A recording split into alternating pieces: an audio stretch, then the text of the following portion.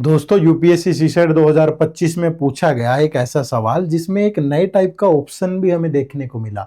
चलिए क्वेश्चन को समझते हैं और कैसे ये सोल्व होगा वो देखते हैं। देखो क्वेश्चन क्या है, मैं उम्मीद करूंगा कि आप पढ़ पा रहे होंगे स्क्रीन पे।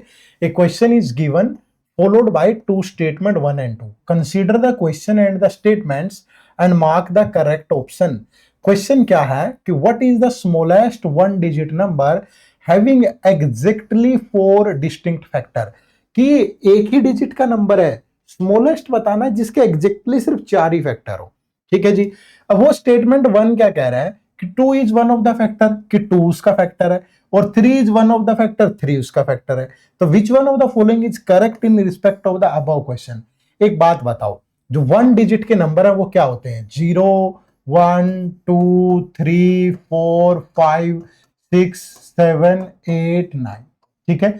0 का तो कोई फैक्टर होगा नहीं, 1 का एक ही फैक्टर होगा, 2 का 1 और 2 दो फैक्टर होंगे, 3 के भी दो फैक्टर होंगे 1 और 3, 4 के 3 फैक्टर होंगे 1 2 और 4, 5 का एक ही होगा, 6 का 1 2 3 और 6 4 फैक्टर होंगे, 7 का कोई फैक्टर नहीं, 8 का 1 2 4 8 4 फैक्टर होंगे, 9 का 1 3 और 9 3 फैक्टर होंगे।